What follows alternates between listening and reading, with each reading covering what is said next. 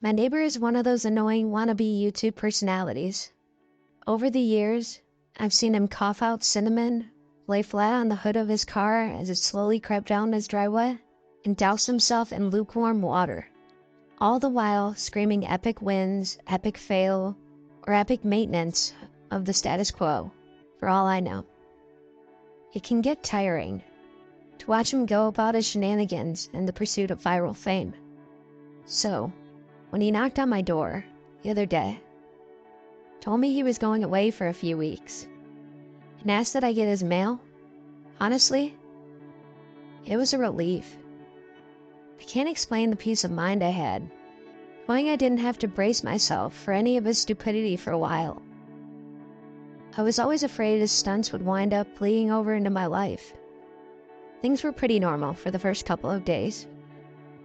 He received a few bills, a bit of spam, and what I could only assume was a birthday card. Then, one evening, I got home to find a cardboard box waiting on his front porch. In big red letters was written, "Return to sender." I'm no small fry, but I admit I had trouble lifting the box on my own. It was really freaking heavy. Hanging it across the road to my house was even harder, and I quickly realized there was no way I was going to drag it up the stairs through my front door. I decided I'd leave his package in my garage. It wasn't like I kept my car in there. The garage door was a piece of garbage that refused to open without a good thug and a whack. It was less trouble to leave the car in the driveway than it was to fight the garage door every morning and night. In hindsight, I should have set the package down while I struggled to open the tricky door. But you know how it is when you have a good grip on something. No point in setting it down if you don't have to. It was as I kicked the door for a third time that I lost my grip on the package, and it fell to the ground. I heard a little crack inside. "Damn," I cursed. I hoped I hadn't broken anything important, but I figured I just wouldn't tell my neighbor about it. I let him assume the break happened en route. Hands-free, I finally managed to get the door unstuck, and boy did it screech in protest as it rolled up and over me. I dragged the box the rest of the way, setting it in the corner for whenever my neighbor would come back to claim it. And then, I forgot all about it. Till a few days had passed, that is. I'm not sure exactly how long it took for the smell to waft through the crack under the garage to the house door, but it came in slow progress. It was a sickly sweet odor, similar to a skunk, and for the first few days after I smelled it, I genuinely assumed that's exactly what it was. Roadkill. That had left its mark on my house. It was only when I realized that the scent was growing more intense instead of fading that I went looking for the source. That's when I opened the garage door. That's when the odor knocked me back, holding my nose. The culprit wasn't hard to identify.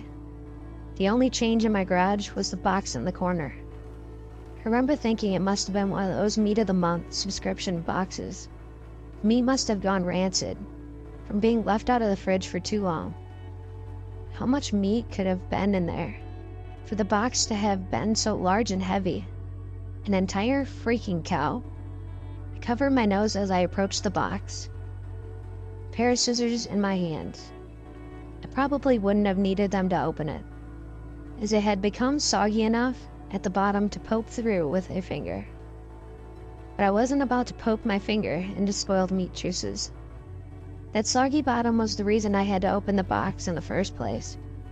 If I tried to drag it out whole, everything would have spilled onto the floor. I was going to have to dump the pieces of meat one garbage bag at a time and take them down to the dumpster, a process I wasn't looking forward to. My scissors tore through the tape along the top of the cardboard box.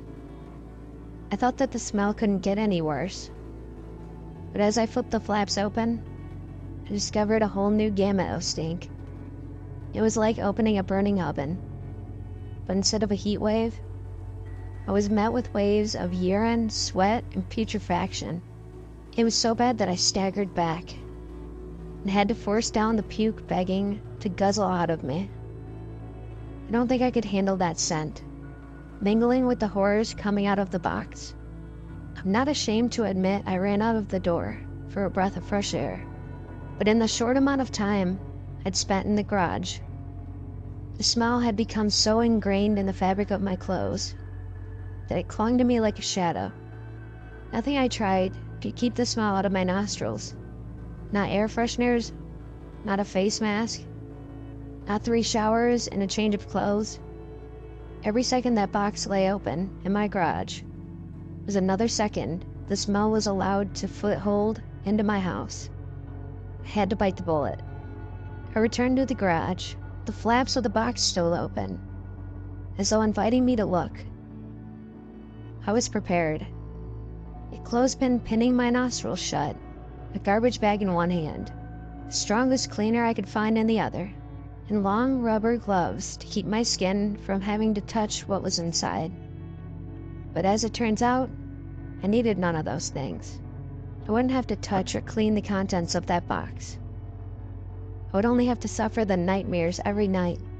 You see, there was meat in that box, but it didn't come from a cow or a pig. No, it was worse than that. It was my neighbor, dead. Still in one piece, but dead. I called the cops, and naturally, they took me in for interrogation. It's kind of hard not to suspect the man with the corpse in his garage, after all. Thankfully, they soon realized I wasn't involved. My DNA might have been all over the box. The smell might have left a mark throughout my house. There was one piece of irrefutable evidence in my neighbor's own hands that proves my innocence: a vlogging camera. They showed me the footage only once. I'm not sure if they were allowed to, or if they felt so bad for me, they figured it couldn't hurt. Either way, I saw it. My neighbor was sitting in a box outside of a shipping facility, laughing as he told the world how he was going to mail himself across state lines. He brought pee bottles, food, a pillow, and a few flashlights. His friend, a guy I'd seen at his place several times to help with his stunts, closed the lid and presumably dropped him off for shipment. Throughout the next couple of hours or days, I'm honestly not sure, my neighbor recorded a few short clips about his progress. I think I'm in a truck now. I can feel it moving. Must be in a warehouse. Pretty warm here. Still got plenty of food. That kind of stuff. And then, on the last entry, the box toppled over. He broke his neck. And that was it. The camera recorded until either the memory card got too full or the battery died. There's one thing I didn't tell the police after they showed me the video. One thing I heard in the footage that will haunt me till the day I die. Just after the tumble that broke his neck, I heard the familiar screeching sound of my garage door.